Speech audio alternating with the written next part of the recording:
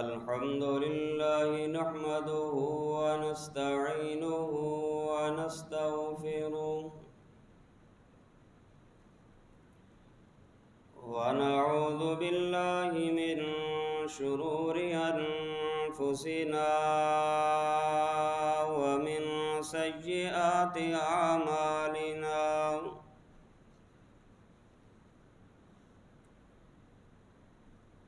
من يهده الله فلا مضل له ومن يضلله فلا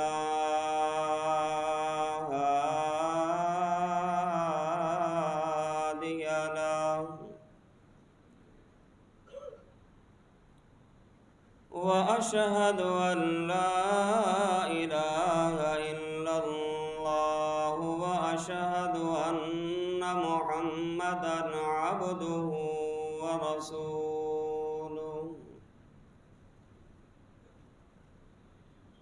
اللهم صل على محمد وعلى آل محمد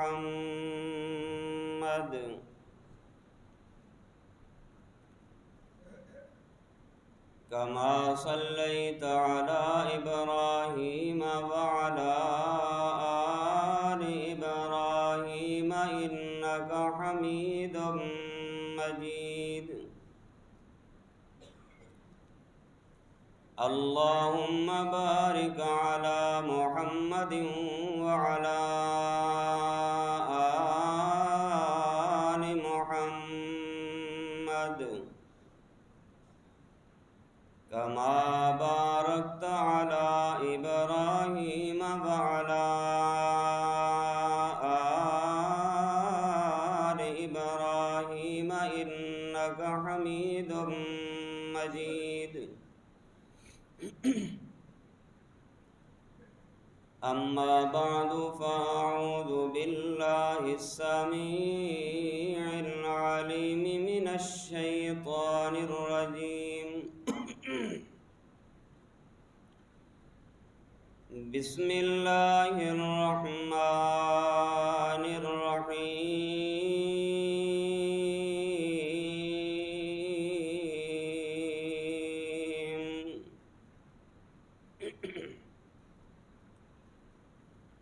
شهر رمضان الذي أنزل فيه القرآن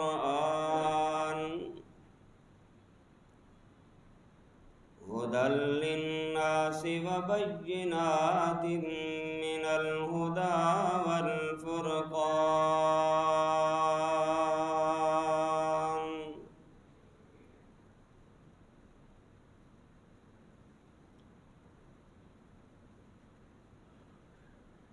منہ دیکھ لیا آئینے میں پر داغ نہ دیکھا سینے میں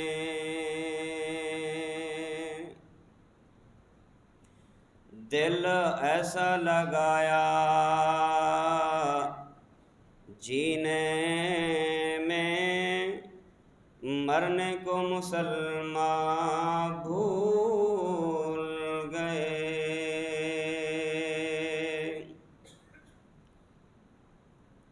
یہ ذکر حسین رحمت کا امین کہتے ہیں جسے قرآن مبین دنیا کے نئے نغمے سیکھے عقبہ کا ترانہ بھول گئے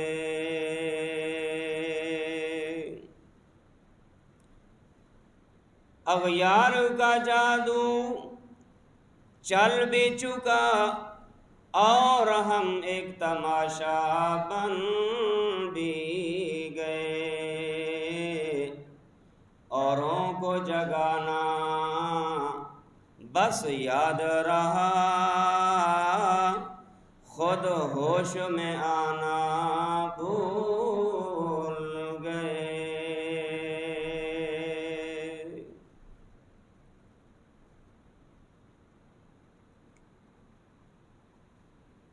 حمد و ثنا،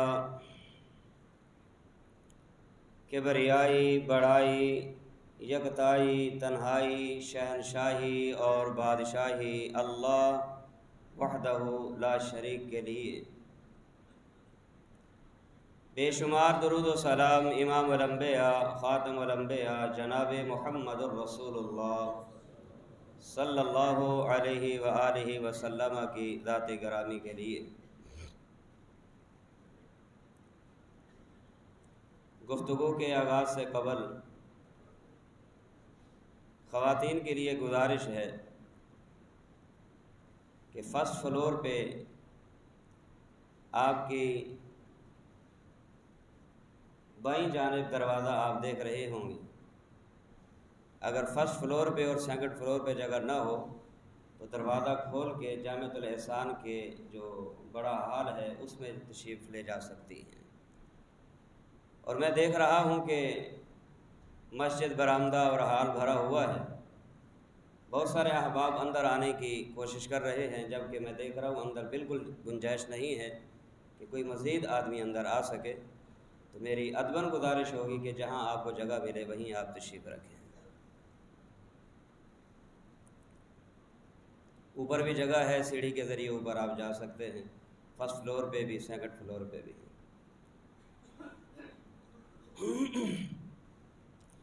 اللہ تعالیٰ نے سال کے 12 مہینے بنائے ہیں۔ ان 12 مہینوں میں کا ایک مہینہ جسے ماہ رمضان کہا جاتا ہے، ان تمام مہینوں میں اللہ تعالیٰ نے اس مہینے کو ایک مقام عطا فرمایا ہے، ایک رفعت اور بلندی عطا فرمائی ہے۔ اس مہینے کو باقی مہینوں کے مقابلے میں یہ مقام کیوں ملا، یہ بلندی کیوں ملی اور یہ رفعت کیوں ملی ہے، یہ بات بھی سمجھنے والی ہے۔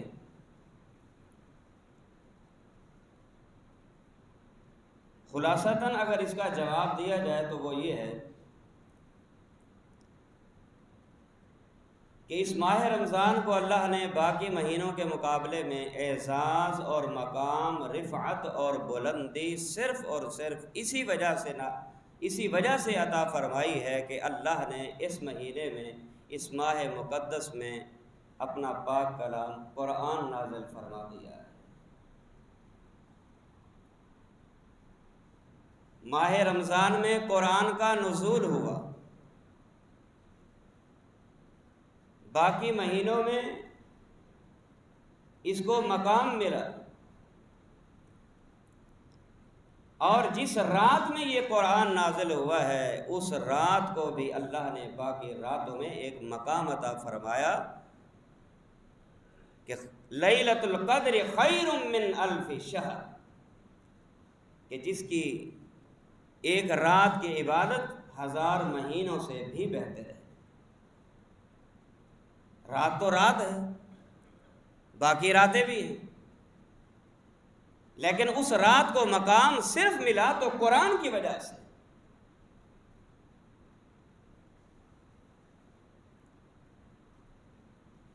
اور اسی قرآن کی بدولت امتیں دنیا میں اور بھی بہت سی آئیں، لیکن اس قرآن کی وجہ سے جو مقام اللہ نے محمد الرسول اللہ صلی اللہ علیہ وآلہ وسلم کی امت کو عطا فرمایا ہے، اس کی ریزن بھی یہی ہے کہ اللہ نے ان کے سینوں میں قرآن جیسی مقدس کلام کو محفوظ کر دیا ہے۔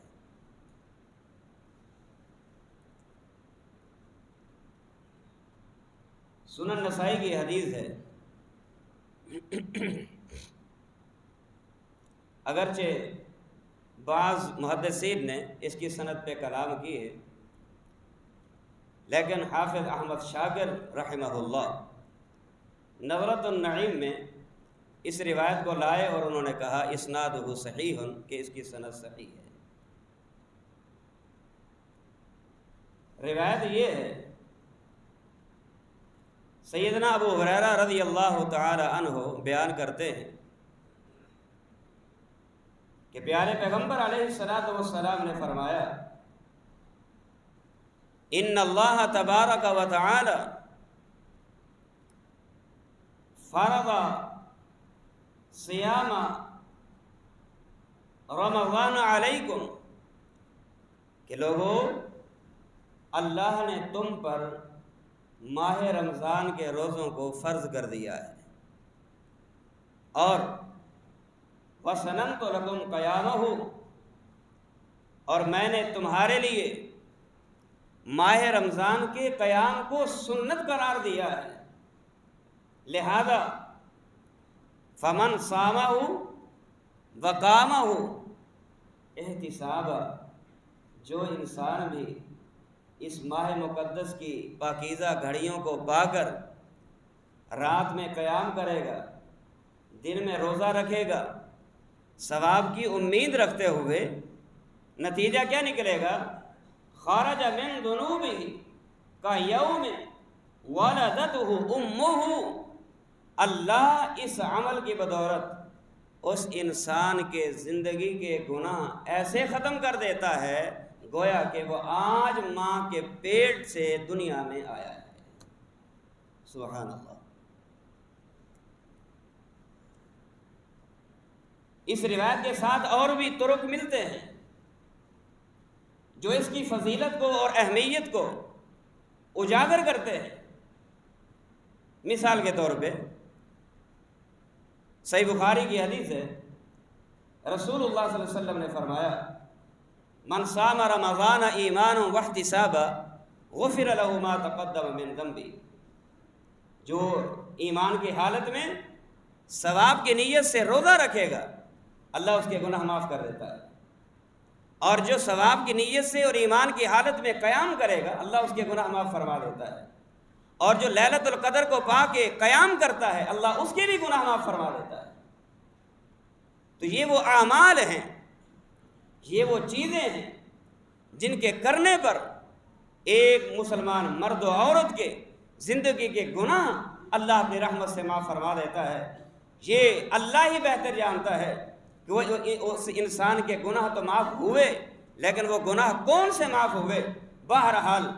ہمارا یہ ایمان ہے اور ہونا چاہیے کہ ہمارا کام اللہ سے معافیاں مانگنا ہے اور پروردگار عالم کا کام انسان کے گناہوں کو ختم کرنا ہے۔ اللہ ہم سب کے گناہوں کو اپنی رحمت سے معاف فرمائے۔ جب انسان یہ روزہ رکھتا ہے، روزہ رکھ لینے کے بعد انسان کو اس روزے سے فائدہ کیا ملتا ہے؟ سب سے بڑا عظیم فائدہ وہ یہ ہے کہ انسان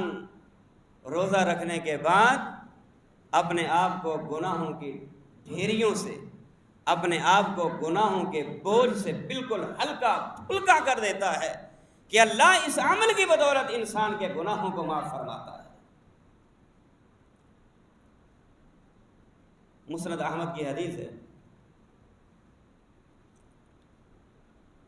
پیارے پیغمبر علیہ الصلوۃ والسلام نے فرمایا من صام رمضان وعرف حدودہ، جو ماہ رمضان کے روزے رکھتا ہے، صرف روزہ ہی نہیں بلکہ وعرف حدودہ، پھر روزوں کے حدود و قیود کی بھی پابندی کرتا ہے، روزے کے جو تقاضے ہیں ان کو بھی وہ پورا کرتا ہے۔ وَتَحَفَّظَ مِمَّا كَانَ يَنبَغِي لَهُ أَن يَتَحَفَّظَ فِيهِ، اور جو روزے کے تقاضے ان کی حفاظت کرنا ہوتی ہے وہ ان روزوں کی حفاظت بھی کرتا ہے، ان کے تقاضوں کو بھی پورا کرتا ہے۔ پیارے پیغمبر علیہ الصلوۃ والسلام نے فرمایا نتیجہ کیا نکلتا ہے؟ کفر ما کان قبلہ، اس روزے کے رکھنے کی وجہ سے اللہ اس کے زندگی کے سابقہ گناہ معاف فرما دیتا ہے۔ سبحان اللہ، یہ روزے کا فائدہ ہے، یہ روزے کا فائدہ ہے۔ یہ مسند احمد کی حدیث ہے جو آپ نے سنی ہے۔ روزہ انسان کے لیے گناہوں سے بچنے کا بھی ذریعہ ہے، روزہ انسان کے لیے غلطی اور نافرمانیوں کے لیے ڈھال ہے۔ مثلا یہ روایت بھی صحیح ابن حبان کی ہے اور شرح السنہ کے اندر بھی یہ روایت موجود ہے۔ صحابی رسول ہیں سیدنا کعب بن عجرہ رضی اللہ تعالی عنہ، بیان کرتے ہیں کہ پیارے پیغمبر علیہ الصلوۃ والسلام کی خدمت میں ایک دن حاضر ہوا، آپ تشریف فرما تھے، آپ نے مجھے بلایا اور بلا کے فرمایا کعب اعیذک باللہ من امارۃ السوء، میں تجھے نصیحت کرتا ہوں برے لوگوں کی صحبت سے بچنا، میں تجھے نصیحت کرتا ہوں اور میں تجھے برے حکمرانوں کی صحبت کی پناہ میں دیتا ہوں کہ اللہ تجھے زندگی میں برے حاکموں کی حاکمیت سے اور برے حاکم کی صحبت سے اے کعب اللہ تجھے محفوظ کروائے۔ سبحان اللہ۔ حضرت کعب رضی اللہ تعالی عنہ نے جب پیارے پیغمبر علیہ الصلوۃ والسلام کی ان جملوں کو سنا تو تڑپ اٹھے اور بولے وما ذاک یا رسول اللہ، محبوب وہ امارت السوء سے مراد کیا ہے، بری حاکمیت سے مراد کیا ہے، اس کا کیا مفہوم ہے؟ پیارے پیغمبر علیہ الصلوۃ والسلام نے ارشاد فرمایا کعب امراء سیکون من بعدی، میرے بعد ایسے لمحات آئیں گے، میرے بعد ایسے حاکم آئیں گے، میرے بعد ایسے لوگ آئیں گے، کیا ہوگا؟ من دخل علیہم فصدقہم بکذبہم واعانہم علی ظلمہم۔ تین چیزیں بیان فرمائی محمد الرسول اللہ صلی اللہ علیہ وسلم نے۔ فرمایا پہلی چیز کیا ہوگی؟ جو جس کو پتہ چل جائے یہ ناانصاف حاکم ہے، یہ غیر منصف اور غیر عادل حاکم ہے اور یہ ظالم انسان ہے، جان لینے کے بعد بھی من داخل علیہم، اگر اس نے اپنی آمد و رفت اس کے پاس رکھی، فصدقہم بکذبہم، اس نے جلسہ کیا، اس نے جلوس بلائے، ہنگامی اجلاس ہوئے، ہنگامی اجلاس بلا کے پھر کیا ہوا؟ حالانکہ لوگوں کو پتہ ہے جو کہہ رہا ہے جھوٹ کہہ رہا ہے، لیکن جھوٹ کو سن کے بھی فصدقہم، اگر اس انسان نے ان کی تصدیق کر دی اور وَأَعَانَهُمْ عَلَىٰ ظُلْمِهِمْ، پتہ ہے ظالم ہے لیکن پھر بھی اس کی معاملت کرے گا۔ پیارے پیغمبر علیہ الصلوۃ والسلام فرماتے ہیں فَلَيْسُوا مِنِّي وَلَسْتُ مِنْهُمْ، ایسے انسان کا نہ میرے ساتھ کوئی تعلق ہوگا اور نہ میرا اس انسان کے ساتھ کوئی تعلق ہوگا۔ اس کے بعد وَلَنْ يَرِدُ عَلَيَّ الْحَوْض، اور قیامت کا دن آئے گا ایسا ظالم جابر حکمران کی تصدیق کرنے والا، معاملت کرنے والا، ان کی مجلسوں کا حصہ بننے والا، ان کے اجلاس کو اٹینڈ کرنے والا اور ان کے ظلم کی حمایت کرنے والا۔ پیارے پیغمبر فرماتے ہیں قیامت کا دن آئے گا، ایک تو میرا اس سے دنیا میں کوئی تعلق نہیں، لیکن جب قیامت آئے گی، جب میں حوض کوثر پہ کھڑا ہوں گا، اپنی امت کے انتظار میں کھڑا ہوں گا، ایسا ظالم انسان، ایسا بد نصیب انسان جو ہے قیامت والے دن محمد الرسول اللہ کے دست مبارک سے حوض کوثر کا پانی بھی اس کو پینے کو نہیں ملے گا۔ غور اور فکر والی بات ہے میرے بھائیو، آج جس معاشرے سے، آج جس دور سے، آج جن حالات سے ہم گزر رہے، ہمارے حکمران کس طرف، ہماری حاکمیت کس طرف، ہماری رعایت کس طرف، ہماری صالحیت اور مسئولیت کس طرف ہے اور ہماری سیاست کس طرف جا رہی ہے،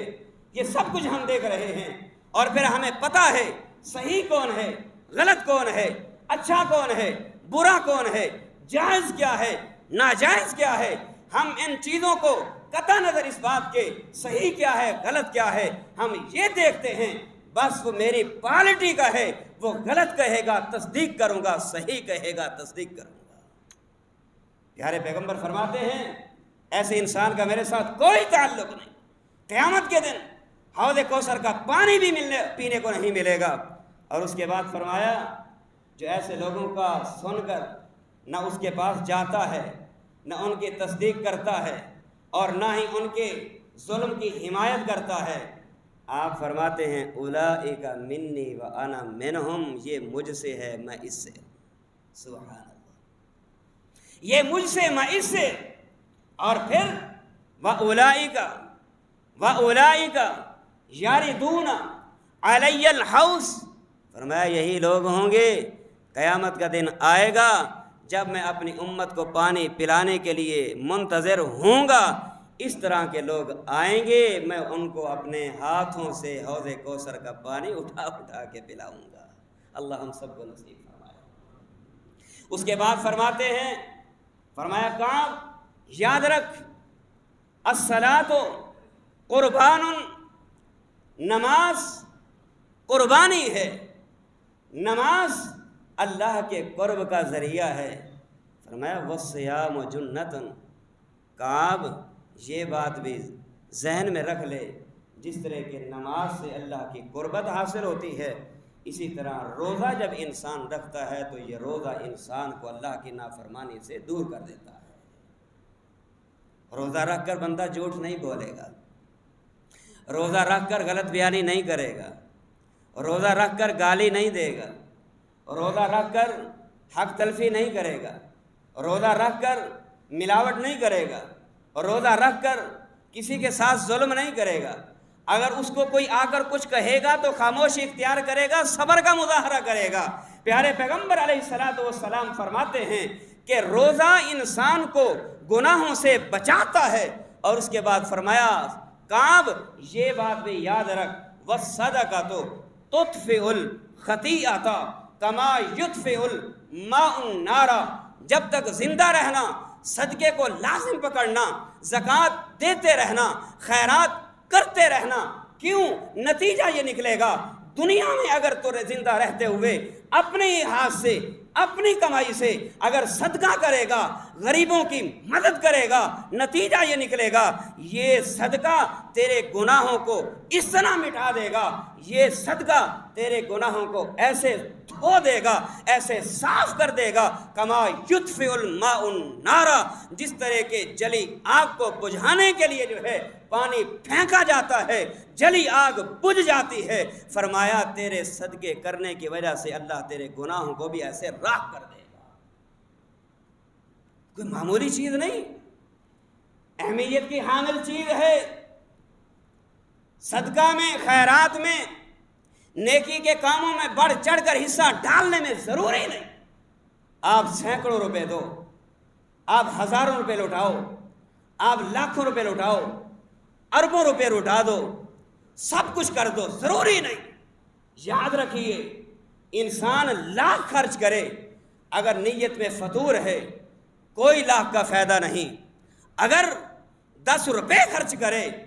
اگر اس کے اس خرچے میں اخلاص ہے، تقویٰ ہے، للہیت ہے، شہرت نہیں، ریا نہیں، اور اپنی ناموری مقصود نہیں، اللہ کی قسم 1 روپیہ خرچ کیا ہوا لاکھ روپے سے کئی گنا زیادہ بہتر ہے۔ فرمایا کعب صدقہ کیا کر اور اپنے آپ کو حرام سے بچانا۔ کیوں؟ پیارے پیغمبر فرماتے ہیں لا يدخل الجنت لحم نبت من السحت، وہ گوشت، وہ خون جنت میں کبھی نہیں جائے گا جس خون کی، جس گوشت کی پرورش حرام کے مال سے، حرام کے پیسے سے ہوتی رہے گی۔ حرام کا ایک لقمہ کھا لینے سے 40 دن کی عبادت قبول نہیں ہوتی۔ یاد رکھیے اگر ہماری کمائی میں شک آ گیا، ہماری کمائی میں حلت و حرمت کا شک پیدا ہو گیا، روزے تو 30 ہوئے، ایک لقمہ کھا لیا، 40 دن کی عبادت مقبول نہیں، اور جس کی ساری زندگی حرام کھانے کے اندر گزرے، مجھے بتاؤ اس کی نمازوں کا کیا بنے گا، اس کے ماہ رمضان میں رکھے روزوں کا کیا بنے گا؟ فرمایا وہ گوشت، وہ خون کبھی بھی جنت میں نہیں جا سکتا جس کی پرورش حرام سے ہوئی ہے، حرام سے ہوئی ہے۔ آپ نے فرمایا اے کعب، اپنے آپ کو حرام سے بچانا، اپنے آپ کو جو ہے حرام اشیاء اور خورد و نوشی سے بچا کے رکھنا۔ تھوڑا کھا لینا، تھوڑا پہن لینا، کم پہن لینا، پرانا پہن لینا، کم کھا لینا زیادہ بہتر ہے اس چیز سے کہ آدمی اپنے آپ کو نمایاں کرنے کے لیے نہ حرام کی پرواہ کرے، نہ جائز کی پرواہ کرے، نہ ناجائز کی پرواہ کرے۔ رشوت آتی ہے لے لیتا ہے، ہاں جی، مٹھائی آتی ہے لے لیتا ہے، سود آتا ہے لے لیتا ہے، ملاوٹ سے کام چلتا ہے کر لیتا ہے۔ یاد رکھیے دنیا جیسی تیسی گزر جائے گی، لیکن ایسے کرنے والے انسان کی آخرت ضرور برباد ہو جائے گی۔ اللہ ہم سب کو محفوظ فرمائے۔ پیارے پیغمبر فرماتے ہیں یہ روزہ گناہوں سے بچنے کا ڈھال، گناہوں سے بچنے کا ذریعہ ہے، اور فرماتے ہیں کم من صائم لیس لہ من صیامہ الا الجوع وکم من قائم لیس لہ من قیامہ الا السحر۔ کتنے ہی ایسے روزے دار ہیں جنہوں نے صبح سحری تو کھا لی، شام تک کچھ نہ کھایا، شام تک کچھ نہ پیا، لیکن ان کو سوائے بھوک کے، سوائے پیاس کے کوئی فائدہ حاصل نہیں ہوا۔ کتنے ہی ایسے رات کو جاگنے والے، ساری رات جاگ کے انہوں نے حالت قیام میں گزار دی، لیکن سوائے جاگنے کے ان کو اور کوئی فائدہ حاصل نہیں ہوگا۔ میرے بھائیوں، ہمیں دیکھنا ہوگا کیا ہمارا شمار ایسے لوگوں میں تو نہیں ہو رہا کہ ہم نے صبح سحری تو کھا لی، پانی پی لیا، شام تک کچھ نہ کھایا، شام تک کچھ نہ پیا؟ کیا ہمارا شمار ایسے لوگوں میں تو کہیں نہیں ہو رہا؟ دیکھیے، یاد رکھیے، پیارے پیغمبر علیہ الصلاۃ والسلام ارشاد فرماتے ہیں کیا؟ فرمایا من لم یدع قول الزور والعمل به فلیس للہ حاجہ فی ان یدع طعامہ وشرابہ۔ او روزے دار، جب تو نے روزہ رکھ لیا سحری کر کے، پانی پی لیا سحری کے وقت، سارا دن تو نے کچھ نہیں کھایا، سارا دن تو نے کچھ نہیں پیا،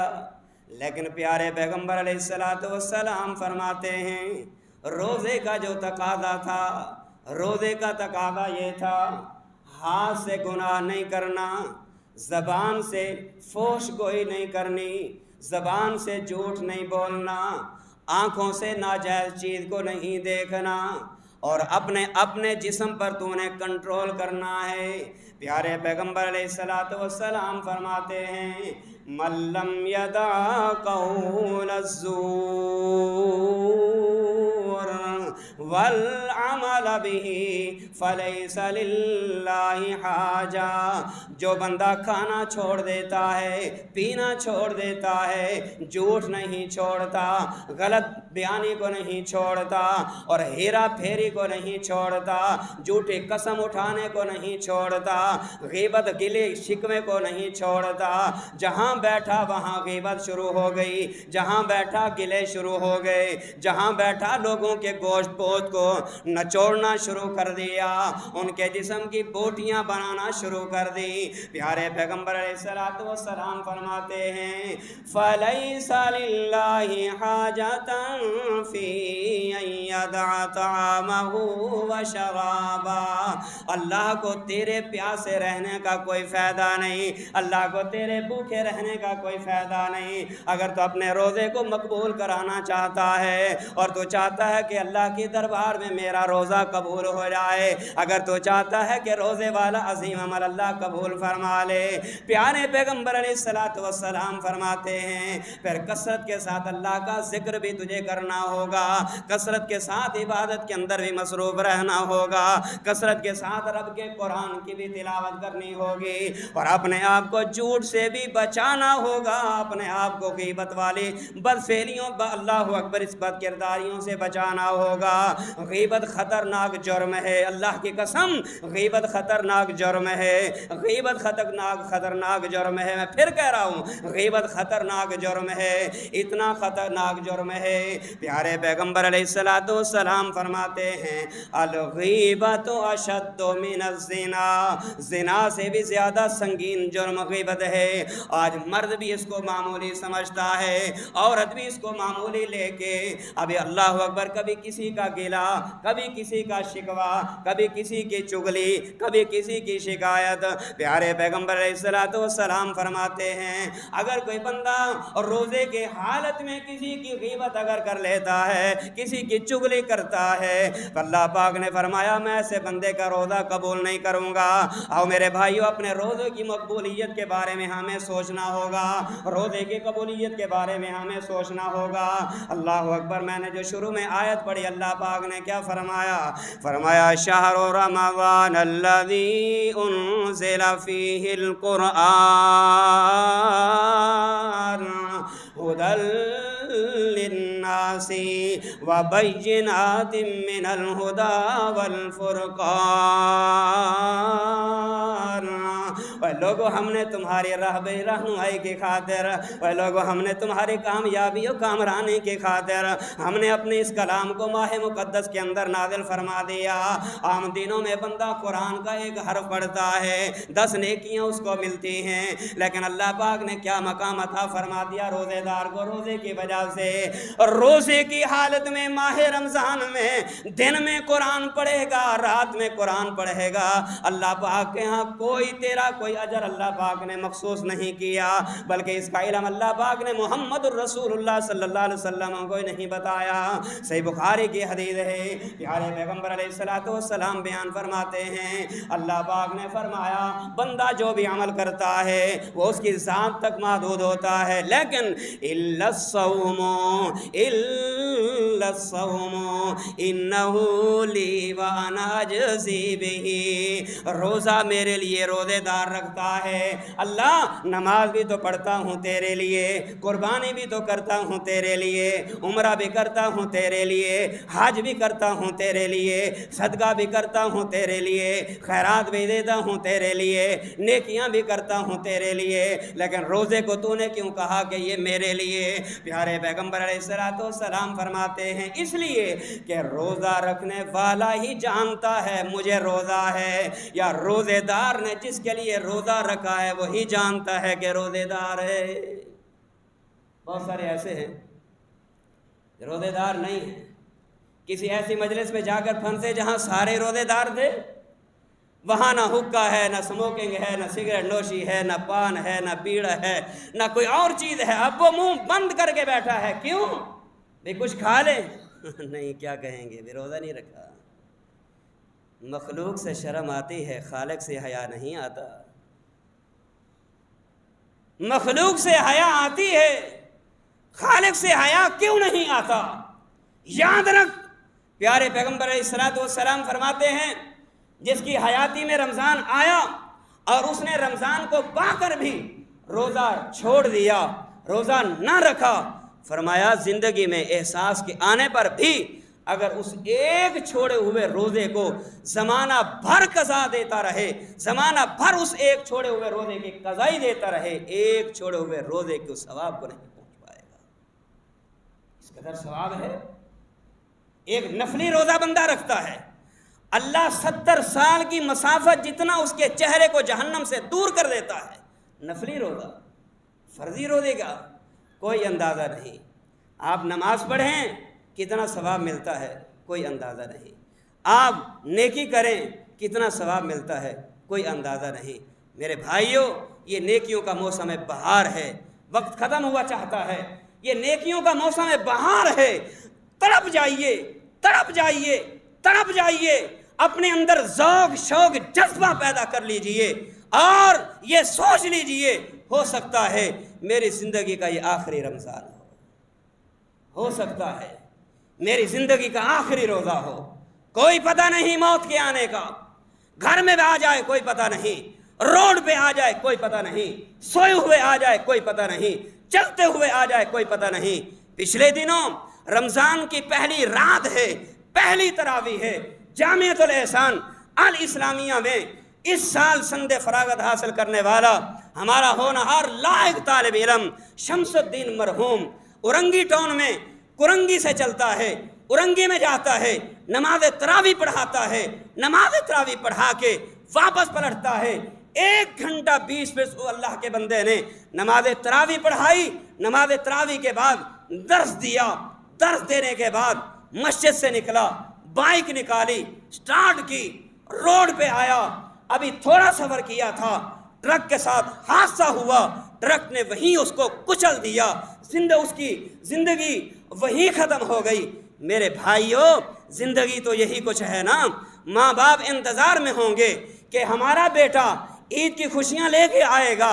عید کی خوشیاں لے کے آئے گا، اور ہمارا بیٹا دستار فضیلت لے کے آئے گا، ہمارا بیٹا جبہ کبہ پہن کے آئے گا، ہم اپنے بیٹے کی خوشیاں کریں گے۔ اللہ تیری قدرت غالب آتی ہے، وہی بچہ جس نے سند فراغت حاصل کی تھی، عید کے کچھ ہی دن بعد اس کی شادی بھی طے ہو چکی تھی، لیکن کیا معلوم تھا ماں باپ کو، کیا معلوم تھا جانے والے کو کہ میری موت اس طرح لکھی ہے۔ میرے بھائیوں، کفا بالموت واعظا، ایسے موتوں کو اپنے لیے سبق بنائیے، ایسی موتوں کو اپنے لیے عبرت بنائیے، ایسی موتوں کو دیکھ کے ہماری زندگیوں میں چینجنگ آنی چاہیے، تبدیلیاں آنی چاہیے۔ اگر ایسی موتوں کو دیکھ کے، ایسے حالات کو دیکھ کے، ایسے واقعات کو دیکھ کے ہم اپنی زندگی کو نہ بدل سکے، پھر یاد رکھنا نہ امام کا قصور، نہ خطیب کا قصور، نہ مؤدب کا قصور، نہ مقرر کا قصور، پھر قصور ہمارے اپنے دل کا ہے، ہمارے اپنے نفس کا ہے۔